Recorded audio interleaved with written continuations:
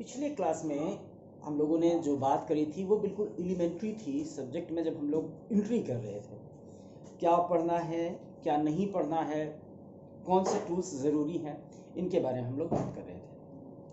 आज हम लोग अक्षांश और देशांतर रेखाओं में थोड़ा डीप जाकर देखेंगे जहाँ से प्रश्न अराइज होते हैं। एक छोटी सी बात आप जानते हैं कि जब आपसे प्रश्न पूछा जाता है कि पृथ्वी की जो रोटेशनल एक्सिस है, घूर्णन अक्ष, वो अपनी वर्टिकल एक्सिस मतलब ऊर्ध्वाधर अक्ष से कितना ज़्यादा झुका हुआ है, कितना इंक्लाइंड है। उत्तर सिंपली आता है, सभी को पता है 23.5 डिग्री इंक्लाइंड है। लेकिन ये 23.5 डिग्री जो इंक्लिनेशन है ये किसके रिस्पेक्टिव है? ये किसके रिस्पेक्टिव है? अर्थ अपनी धुरी पर ऐसे, ये एक्सिस है, इस एक्सिस पर ऐसे नाच रही है, ठीक है, और जिसके बारे में कहा जाता है कि ये अपनी वर्टिकल एक्सिस से 23.5 डिग्री इंक्लाइंड है ना। क्यों ना हमने इसी को वर्टिकल एक्सिस मान लिया। आइए बात करते हैं।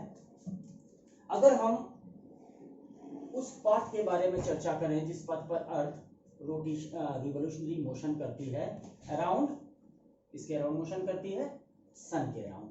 कंसीडर कर लेते हैं कि ये हमारा सन है, ठीक है, इस सन के अराउंड अर्थ का मोशन होता है। ओके, ये जो प्लेन है, जिस प्लेन पर ये मोशन कर रही है, इस प्लेन पर, ठीक है, इस प्लेन सहित जो एक्सिस ऑफ रोटेशन ऑफ सन है वो क्या है? ये इस प्लेन का भी एक्सिस यही है, इस प्लेन का भी एक्सिस यही है। अब अगर हम अर्थ को कंपेयर करें, ये अर्थ है, ठीक, ये अर्थ है, अगर अर्थ भी ऐसे ही इसी एक्सिस के अलोंग मोशन कर रही होती, इसी एक्सिस के अलोंग मोशन कर रही होती जो कि इसके पैरेलल है, अर्थ ऐसे रोटेट कर रही होती, तो अर्थ में जितने भी पॉइंट्स हैं, जितनी भी लोकेशंस हैं, चाहे वो ध्रुवीय प्रदेश हो, चाहे वो इक्वेटोरियल रीजन हो, इन सभी जगहों पर पूरे वर्ष पर्यंत जो इंसोलेशन है, सूरज से आने वाली जो किरणें हैं, सोलर जो एनर्जी है, वो सभी जगह, चाहे किसी भी जगह पर बात करें, एक ही एंगल पर वर्ष भर पड़ती रहती। जैसे बीचों बीच का जो भाग है हमारा, ये बीच वाला भाग जहां पर इक्वेटोरियल रीजन है, वहां पर मैक्सिमम एंगल रहता और हमेशा मिनिमम एंगल कहां पे बना रहता? पोल्स पर। लेकिन जो 23.5 डिग्री का इंक्लिनेशन है with respect to this axis, उसकी वजह से क्या होता है? मौसम में परिवर्तन होता है। मौसम में परिवर्तन होता है, न केवल हमारे इंडिया में बल्कि पूरे विश्व में ये परिवर्तन दिखाई पड़ता है। देखिए, ये है अर्थ की रोटेशनल एक्सिस, जिस पर अर्थ वेस्ट टू ईस्ट हमेशा नाचती रहती है। लोग कहते हैं ना, सूर्य पूर्व से निकलता है, सूर्य निकलता ही नहीं है। अर्थ जब मोशन में होती है, सूरज उसके रेस्पेक्टिव, अर्थ के रेस्पेक्टिव स्थिर है, अर्थ के रेस्पेक्टिव स्थिर है। अब कंसीडर करिए कि ये ऐसे घूम के आ रहा है, तो यहाँ पर जो खड़ा व्यक्ति है, यहाँ पर अभी कहाँ है? अंधेरे में है। ये जैसे जैसे उजाले में आता है, ये सूरज निकल आया इसके सामने, सूर्य इसके सामने निकल आया, ये ऐसे रोटेट कर रही है, ठीक है, और सॉरी रिवोल्यूशन में है और साथ में रोटेशन में है, दोनों चीजों में है, दोहरी गति है इसकी। ये अपनी जगह पर नाचती भी रहती है और इसके अराउंड चक्कर लगाती रहती है। दिन का होना, रात का होना, ये रोटेशन की वजह से है, जबकि ऋतु में परिवर्तन होना वो किसकी वजह से है? वो रिवोल्यूशन या परिभ्रमण गति की वजह से है। और न केवल परिभ्रमण की गति की वजह से है, ये 23.5 डिग्री का जो इंक्लिनेशन है इसकी वजह से है। क्योंकि अगर ऐसा नहीं होता तो वर्ष पर्यंत किसी भी स्थान पर जो energy received at that particular place from the sun, उसकी वैल्यू कांस्टेंट बनी रहती।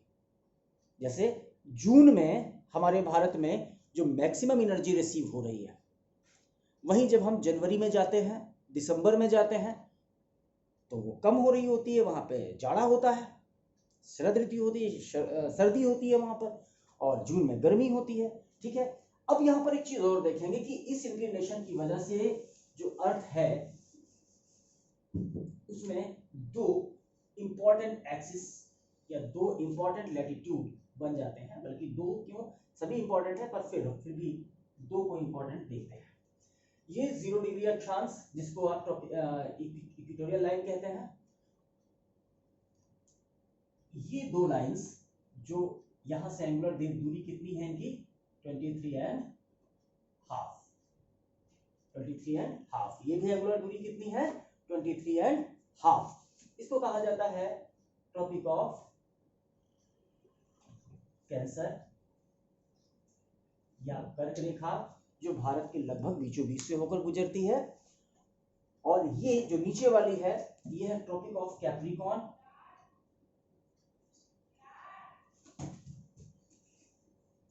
या मकर रेखा, ये ऑस्ट्रेलिया के लगभग बीचों बीच से होकर गुजरती है। ठीक है, क्यों ये दोनों इंपॉर्टेंट हो जाती हैं? क्योंकि जो अर्थ का रिवोल्यूशन अराउंड द सन है और जो इसका जो झुकाव है 23.5 degree from its vertical axis, जो इसका झुकाव है ये बहुत इंपॉर्टेंट हो जाता है। कैसे हो जाता है इसको विजुअलाइज कराते हैं आपको कैसे हो जाता है। इस सेंटर से होकर जो अर्थ गुजरेगी, ये एक्सिस गुजरेगी, ये अपनी वर्टिकल एक्सिस के साथ कितने डिग्री का एंगल बना रही है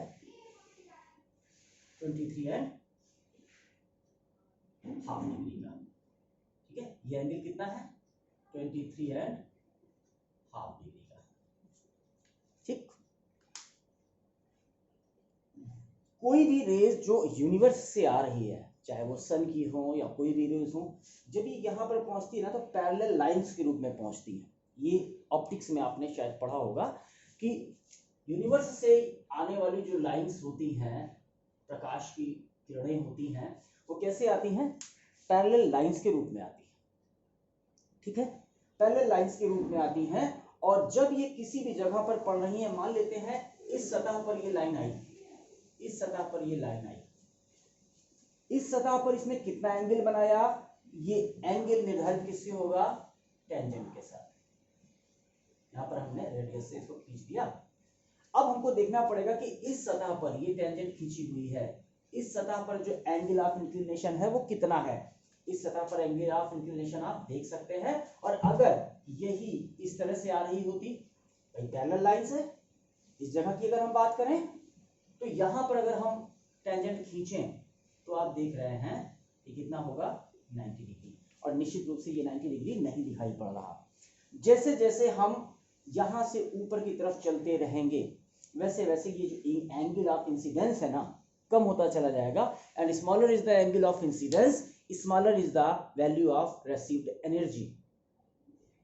ओके, तो नॉर्मल अगर हम बात करें कि अगर ये एक्सिस ऐसी होती, अगर ये एक्सिस ऐसी होती 23.5 डिग्री पर इंक्लाइंड नहीं होती, तो क्या होता कि विश्व के जितने भी पॉइंट्स हैं इन सब पर जो एंगल ऑफ इंसिडेंस होता दैट रिमेन्स कांस्टेंट।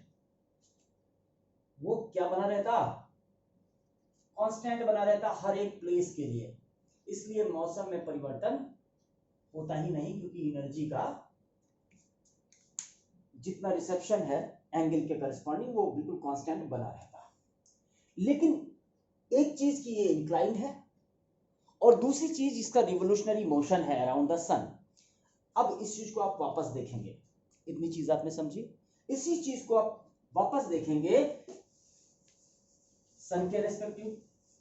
आपने देखा था कि हमारा एंगल ऑफ इंक्लिनेशन 23.5 डिग्री किसके रेस्पेक्टिव था, हम सन के रेस्पेक्टिव इसी चीज को फिर से देखते हैं।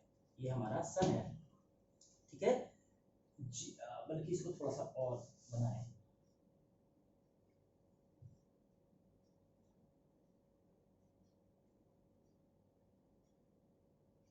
आप देखिएगा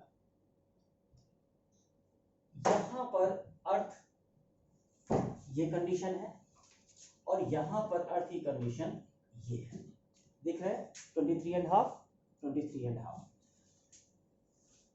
ये और ये। अब देखें ये जो बीच का भाग हमने खींचा है ये कौन सा है, इक्वेटोरियल लाइन।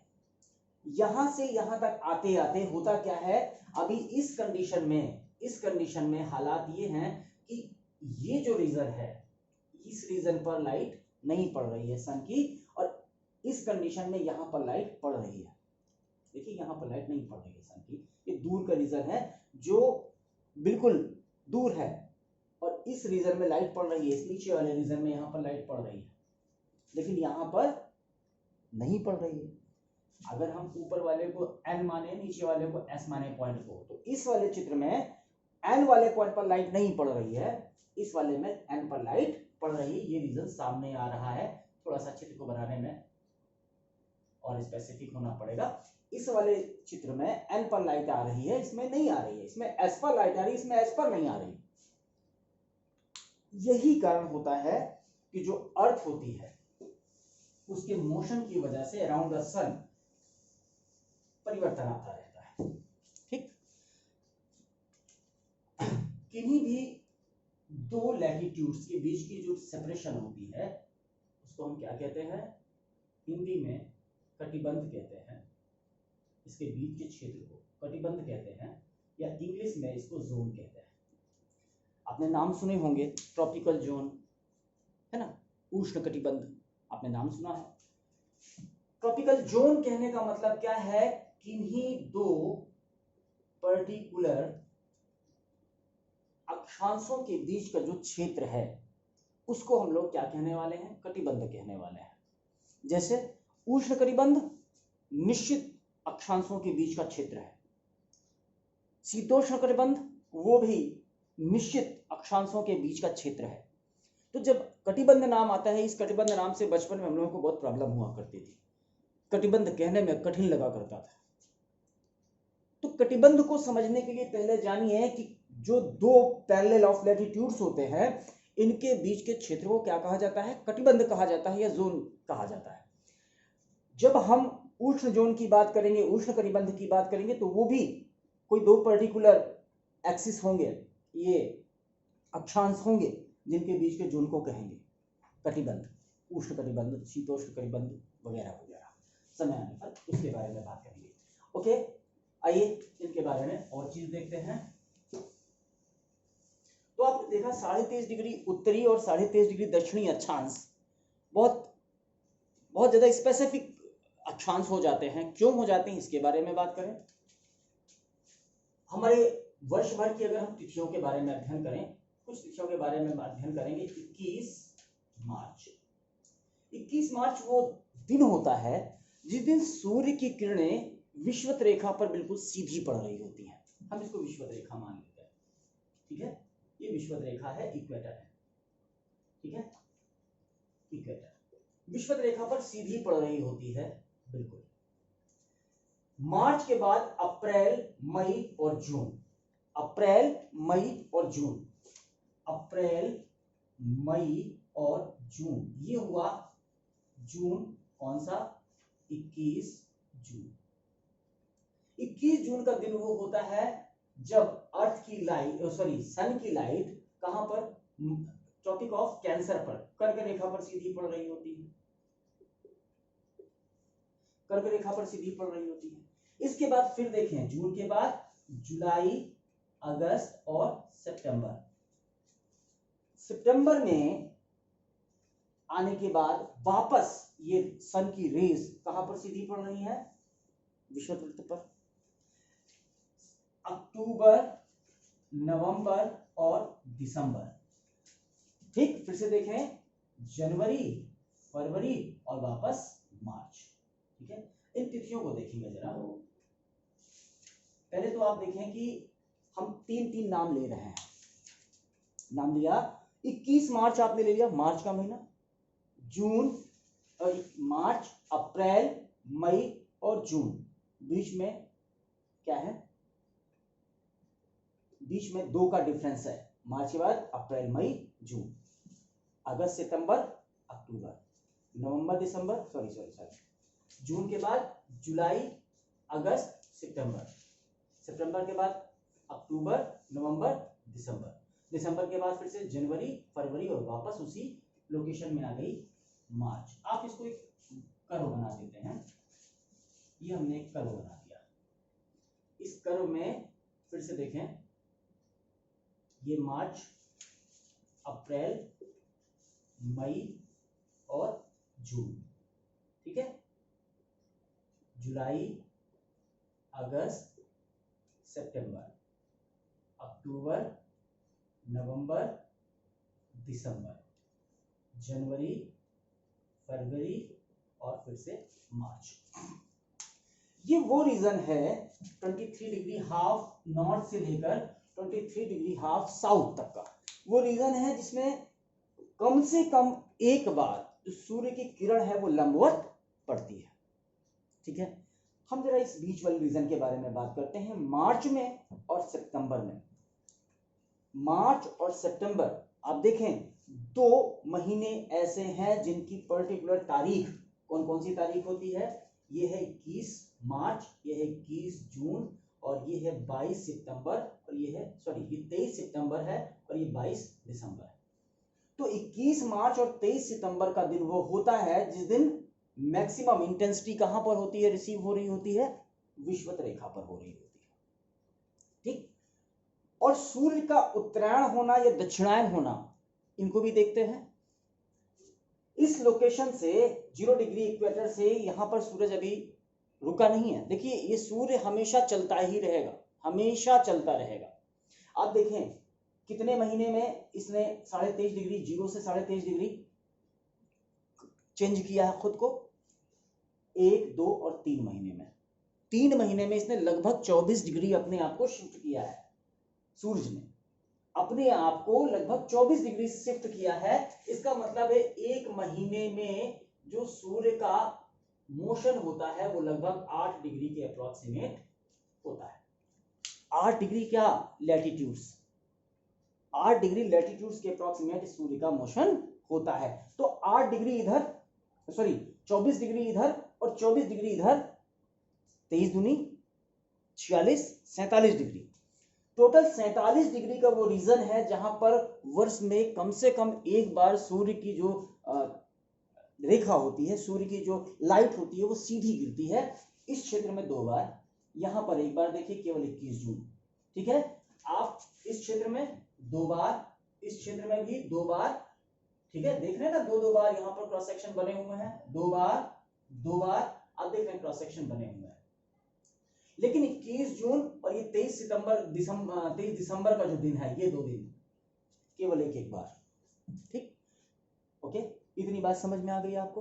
तो जो सूर्य की जो मोशन, सूर्य का जो मोशन है लैटिट्यूड्स के अलोंग, वो लगभग कितना होता है, 1 महीने में लगभग 8 डिग्री।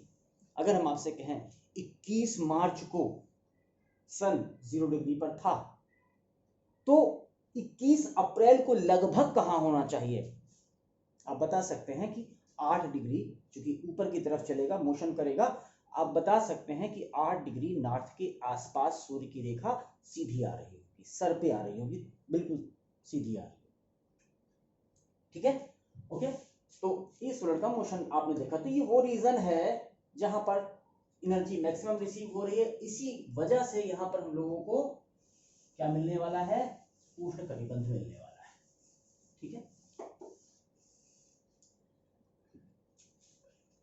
ये अक्षांश से संबंधित थोड़ी सी डीप जानकारी थी। आपने देखा कि कैसे 23.5 डिग्री का क्या प्रभाव पड़ने वाला है, मौसम बदलने वाला है, इसीलिए 23.5 डिग्री अक्षांश बहुत जरूरी हो जाती है। ठीक है, आइए और चीजें देखते हैं। आपने देखा था टोटल सर्कल्स कितने बने थे, 179, और इन सर्कल्स में से 2 ऐसे थे जो केवल पॉइंट थे, नॉर्थ और साउथ। ठीक है, नॉर्थ और साउथ। अब यहां पर एक चीज और चलते हैं, क्या देखेंगे कि अगर हम नॉर्थ पोल से कहां चले, साउथ, किसी भी लाइन के अलोंग, किसी भी लाइन के अलोंग हम नॉर्थ से साउथ चले, किसी भी दिशा में।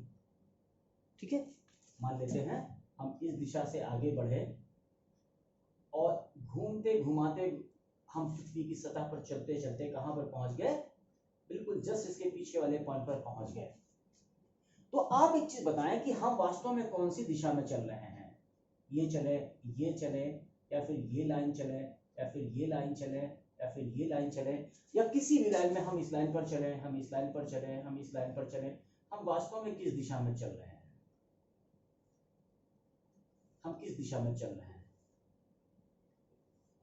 हर बार हमारी, चाहे हम किसी भी दिशा, मान लेते हैं इसको नंबर ए दे देते हैं, इसको बी दे देते हैं, इसको सी दे देते हैं, इसको डी दे देते हैं, आप ए बी और सी डी में यदि चलते हैं तो आप किस दिशा में चल रहे हैं? आप चल रहे हैं दक्षिण की दिशा में। क्यों? क्योंकि इस लाइन के अलॉन्ग चलते चलते हम कहां पे पहुंचने वाले हैं? साउथ पोल पर। हम चलेंगे तो दक्षिण की दिशा में ही चल के तो दक्षिण में पहुंचेंगे ना। अगर आप इस लाइन के अलॉन्ग चलते हैं तो भी आप कहां पहुंचने वाले हैं? दक्षिण की दिशा में पहुंचने वाले हैं। बात समझ में आई आपको? इसी तरह से अगर हम यहां से निकलते हैं दक्षिणी ध्रुव से और चलते हैं किस तरफ? उत्तरी ध्रुव की तरफ, तो कहां चलने वाले हैं? उत्तर की दिशा में चलने वाले हैं। किसी भी दिशा में चले, हम उत्तर और दक्षिण की दिशा में चल रहे होंगे। ठीक। अक्षांश रेखाओं से संबंधित यदि कोई प्रश्न आपके दिमाग में आ रहा हो तो आप जरूर पूछ सकते हैं। जैसे दो अक्षांशों के बीच की दूरी कितनी होती है? 1 डिग्री से 2 डिग्री अक्षांश के बीच की दूरी, दैट रिमेन्स द कांस्टेंट। ये सर्किल्स हमेशा पैरेलल रहते हैं, ये हमेशा कांस्टेंट रहती है। ठीक है। और वो 111.13 किलोमीटर या समथिंग ऐसा करके है। डाटा आप देख लीजिएगा, आपको आपसे पहले भी कहा था बेसबुक आपके पास होनी चाहिए, वो डाटा आप ढूंढ लेना, मिल जाएगा आपको। कांस्टेंट डिस्टेंस होता है। अब अगर हम मैथमेटिक्स में चलते हैं तो मैथमेटिक्स में अंदर जाइए, 1 डिग्री के एंगल को आप फर्दर डिवाइड कर सकते हैं 60 मिनट में। ये समय और घंटा और मिनट वाला मिनट नहीं है। डिग्री को फर्दर छोटे 60 सेक्शंस में तोड़ते हैं तो 1 डिग्री बराबर कितना बनता है? 60 मिनट। वैसे ही 1 मिनट को फर्दर और छोटे एंगल्स में तोड़ा जा सकता है। 1 मिनट बराबर होता है 60 सेकेंड। डिग्री, मिनट और सेकेंड, ये फर्दर इसका डिवीजन है। और छोटे इसके मात्राएं हैं या और छोटे इसके मात्रक हैं, डिग्री, मिनट और सेकेंड। आइए अब हम चलते हैं देशांतर रेखाओं में। देशांतर रेखाएं,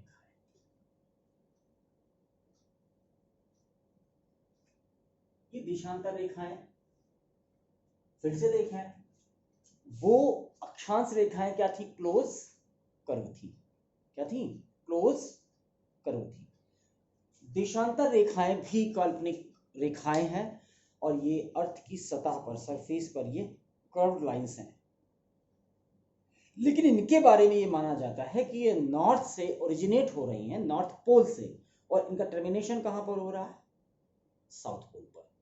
ओरिजिनेशन कहां पर है? नॉर्थ पोल पर। टर्मिनेशन कहां पर है? साउथ पोल पर। ठीक है। अब अगर हम एक पॉइंट के अक्रॉस बात करें, जैसे ये नॉर्थ पोल का पॉइंट है, तो इस पॉइंट के अक्रॉस कितने एंगल बन सकते हैं? एक पॉइंट के अक्रॉस कितने एंगल बन सकते हैं? 360। कितने बन सकते हैं? 360 एंगल बन सकते हैं। ठीक है ना? 360 एंगल बन सकते हैं।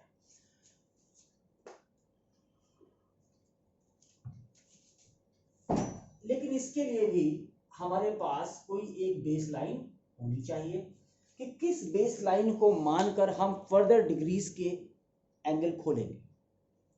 तो इसके लिए 0 डिग्री लैटिट्यूड की परिकल्पना की गई, 0 डिग्री लॉन्गिट्यूड की परिकल्पना की गई और ये माना गया कि ये लंदन से होकर गुजरती है। कहां से? लंदन में एक वेधशाला है, ग्रीनविच वेधशाला, वहां से गुजरने वाले जो लाइन है, लैटिट्यूड है, लॉन्गिट्यूड है, उसको क्या माना? 0 डिग्री लॉन्गिट्यूड। इस 0 डिग्री लॉन्गिट्यूड को मानने के बाद इसने संपूर्ण विश्व को 2 भागों में बांट दिया। जिसे 0 डिग्री अक्षांश ने क्या किया था? संपूर्ण विश्व को 2 भागों में बांट दिया था, नॉर्थ और साउथ। वैसे ही 0 डिग्री लॉन्गिट्यूड ने संपूर्ण विश्व को 2 भागों में बांट दिया। ये 0 डिग्री लॉन्गिट्यूड है। ठीक है। इस तरफ सब पश्चिम और इस तरफ सब पूरब। 0 डिग्री से इस तरफ 1 2 3 4 5, याद रखिएगा 0 डिग्री से इस तरफ 1 2 3 4 5। जब ये घूम के ये पीछे जाएंगी, कितना घूम के पीछे जाएंगी, तो ये संपूर्ण अर्थ दो भागों में बढ़ चुकी है बीचों बीच से। एक भाग पश्चिमी है और एक भाग पूर्वी है, लेकिन ये दोनों जब 0 से शुरू करके 1 2 3 4 करते करते जस्ट पीछे मिलेंगी 180 पर। किस पर मिलेंगी? 180 पर। ओके, तो 1 से लेकर 180 तक ईस्ट, 1 से लेकर 180 तक वेस्ट, 0 डिग्री एक अलग हो गई। अब टोटल नंबर ऑफ, अगर हम देशांतर देखें, टोटल देशांतर रेखाएं कितनी हैं, टोटल नंबर ऑफ लॉन्गिट्यूड्स कितने हैं, तो जरा देखें। ये हुए 180, ये भी हुए 180, ये हुआ 1, है कि नहीं? है कि नहीं? उस हिसाब से आप बोलोगे कि 360 प्लस 1 बराबर 361 टोटल लॉन्गिट्यूड होने चाहिए, है ना? लेकिन अभी अभी हमने आपको बताया कि ईस्ट से चले या वेस्ट से चले, जब पीछे तक जाएंगे तो 180 डिग्री पर ये ईस्ट और वेस्ट ये कॉमन हो जाएगी। क्या हो जाएगी? ये कॉमन हो जाएगी। मतलब 180 का जो कैलकुलेशन है वो इस तरफ से भी आ रहा है और इस तरफ से भी आ रहा है। दोनों तरफ से आने की वजह से 180 डिग्री की हमने गिनती 2 बार कर रखी है ना? इसलिए यहां से एक गिनती हमको काटनी पड़ेगी, हटानी पड़ेगी। तो टोटल हमारे पास कितने लॉन्गिट्यूड्स बने? 360 लॉन्गिट्यूड्स बने। ओके, नॉमेनक्लेचर में जाते समय हम एक चीज जरूर देखेंगे कि जब भी हम किसी लॉन्गिट्यूड को खींच रहे हैं, मान लेते हैं हमने ये लॉन्गिट्यूड खींची, ये लॉन्गिट्यूड खींच दी, मान लेते हैं ये है x डिग्री, ये है 0 डिग्री ग्रीनविच से जो होकर गई है, ये पीछे जाकर जब आएगी तो किससे मिल रही है? 180 डिग्री के साथ। इसने 180 डिग्री के साथ मिलकर एक सर्किल बना दिया, एक सर्किल बना दिया है। वैसे ही ये x डिग्री आगे जाकर किससे मिलेगी? 180 डिग्री माइनस x लॉन्गिट्यूड से। क्यों? ताकि इन दोनों का एडिशन कितना हो जाए? 180 हो जाए। ठीक है, यस, इन दोनों का एडिशन कितना हो जाए? 180 हो जाए। अगर ये x डिग्री लॉन्गिट्यूड है तो इसका नॉमेनक्लेचर में इसका नाम क्या आएगा? x डिग्री ईस्ट आएगा, आएगा ना? ये x डिग्री ईस्ट है और इसके जो जस्ट अपोजिट आपको दिखाई पड़ रही है उसका नाम हो जाएगा 180 डिग्री माइनस x वेस्ट। ये बहुत टेक्निकल चीज है, इसको दिमाग में रखिएगा, कठिन नहीं है, बट दैट इज टेक्निकल। कि ये जितने भी लॉन्गिट्यूड्स हैं ये पूरा एक सर्किल बनाते हैं एक दूसरे की सहायता से। जैसे x वाले ने किसके साथ बनाया? 180 डिग्री माइनस x वाले के साथ बनाया, सो दैट कि दोनों का एंगल सम कितना हो जाता है? 180 डिग्री हो जाता है। बात समझ में आई?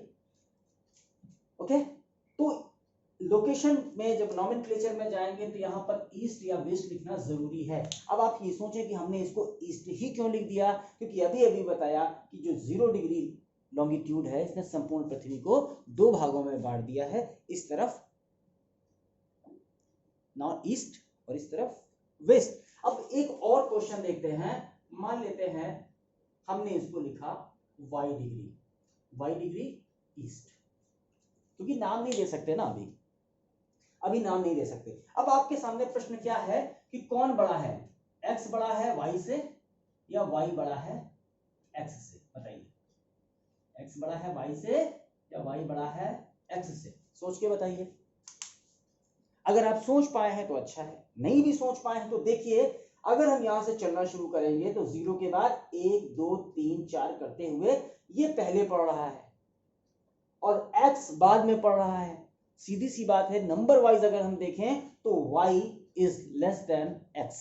जैसे जैसे हम और पूर्व में जाएंगे, जो वो है लैटिट्यूड का नंबर है ना, वो बढ़ता चला जाएगा, एंगल बढ़ता चला जाएगा, ठीक है, जैसे जैसे आगे जाएंगे। इसका मतलब है यहाँ पर x is greater than y, ये आंसर सही है।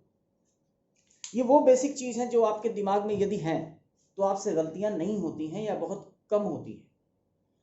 कई बार जब आप किसी प्रश्न में फंसते हैं, जैसे मान लेते हैं एक प्रश्न दिया गया, कि ये कोई पॉइंट है, इसकी लैटिट्यूड्स दे दिए गए और लॉन्गिट्यूड्स दे दिए गए, लैटिट्यूड्स और लॉन्गिट्यूड्स दोनों दे दिए गए, और कहा गया कि इससे जस्ट अपोजिट अर्थ का पॉइंट, मतलब अगर हम यहाँ पर खड़े हैं और हम यहाँ से छेद करना शुरू करें जमीन में, तो इससे जस्ट नीचे वाला जो पॉइंट होगा उसके लोकेशन क्या होंगे, है ना, लैटिट्यूड से लॉन्गिट्यूड, उसके रिलेशन, उसके कोऑर्डिनेट्स क्या होंगे। ये अच्छा प्रश्न है, पूछा भी जाता है।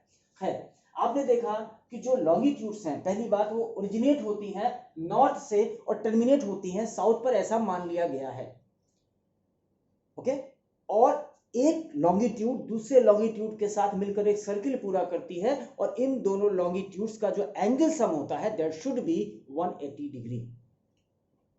अब अगर हम आपसे एक प्रश्न पूछें कि 5 डिग्री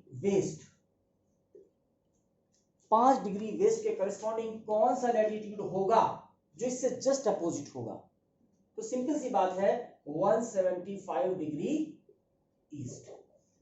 5 और 175 का एंगल सम कितना हुआ 180, और वेस्ट को तुरंत कन्वर्ट करेंगे किसमें, ईस्ट में, आपको आंसर मिल गया,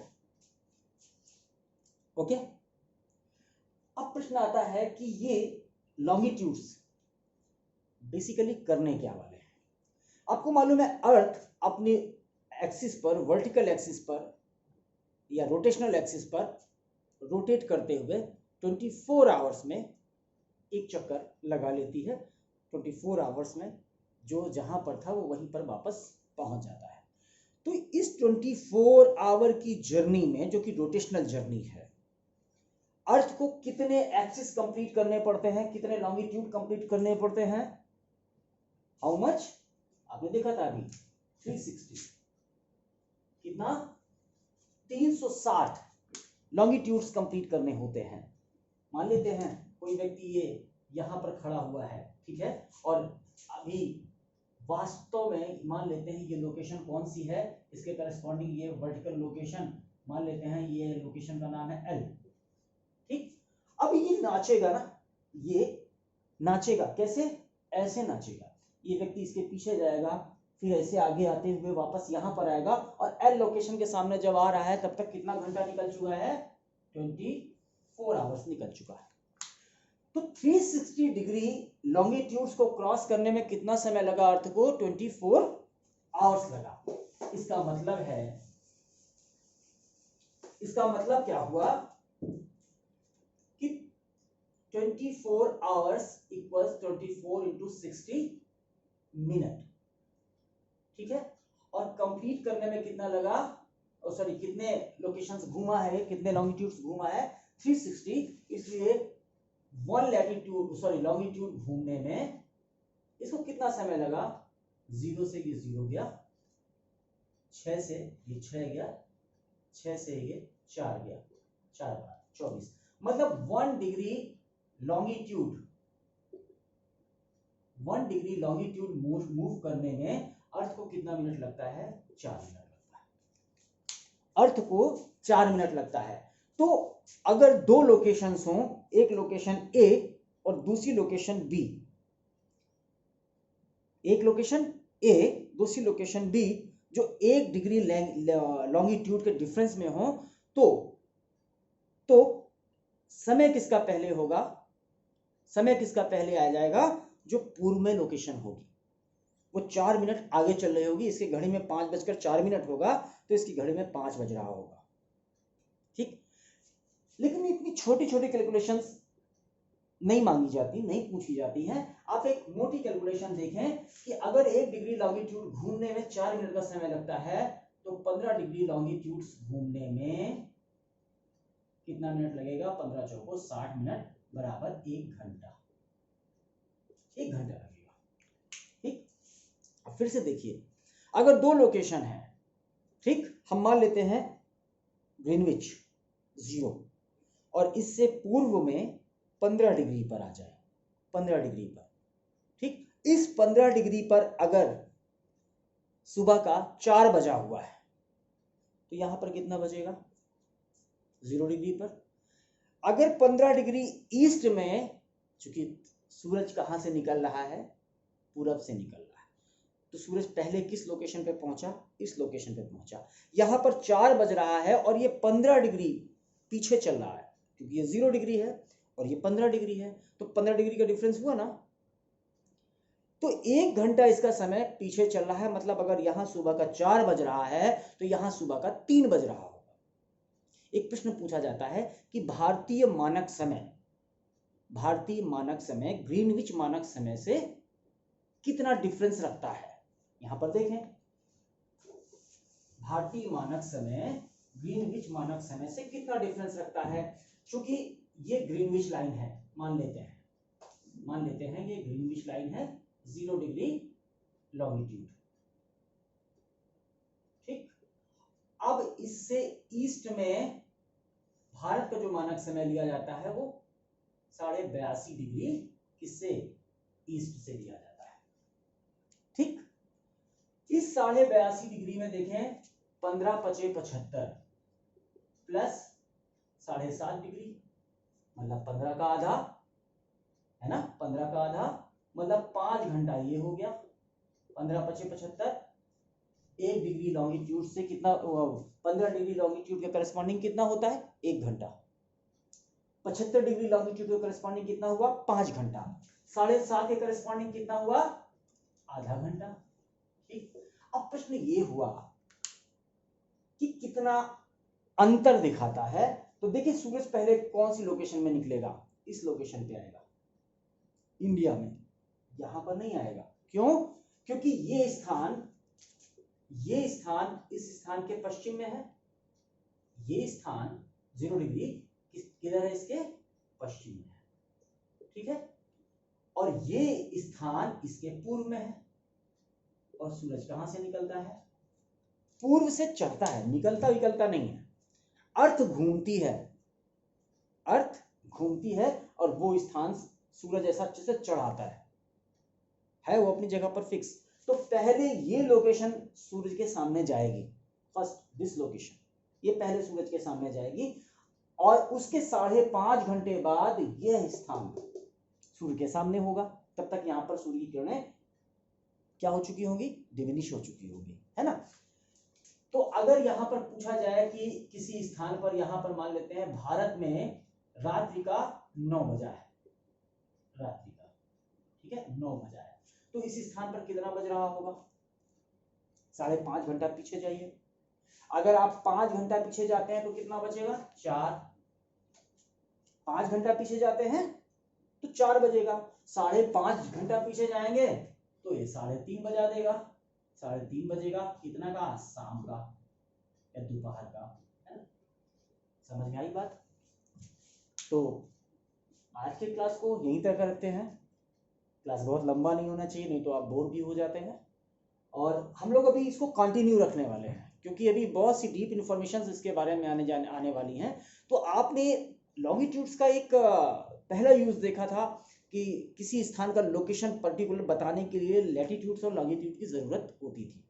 इसके बाद लैटिट्यूड्स में हमने देखा कि कैसे वो डिफरेंट जो हमारी वो है सूर्य की किरणें हैं, वो डिफरेंट कैसे एंगल पर हम उसको डिसाइड कर पाएंगे, वो आगे हम लोग देखेंगे जाकर। इसके अलावा आपने लैटिट्यूड्स में, लॉन्गिट्यूड्स में देखा था कि इनका भी प्राइमरी जो यूज़ था वो यही था कि हम किसी स्थान की लोकेशन को पर्टिकुलर बता पाएं। लेकिन सेकेंडरी यूज़ अभी हम लोगों ने समय के बारे में कल्पना करी। आगे हम देखेंगे कि मानक समय क्या होता है ना, मानक समय क्या होता है। यहाँ पर एक छोटी सी बात और कर दें कि पूरी पृथ्वी में 24 मानक समय होंगे। कितने, एक घंटे का डिफरेंस रहेगा, और कितना घंटा होता है टोटल, 24 घंटे होते हैं। पूरी पृथ्वी में 24 मानक समय होंगे, ठीक है। और एक ही इस 0 डिग्री पर अगर हम देखें तो सूरज एक साथ, चाहे कहीं पर से भी गुजर रही हो, ये एक साथ सबके सामने आएगा 0 डिग्री के, ठीक है, इसके पीछे वाला 180 डिग्री मत काउंट कर लीजिएगा।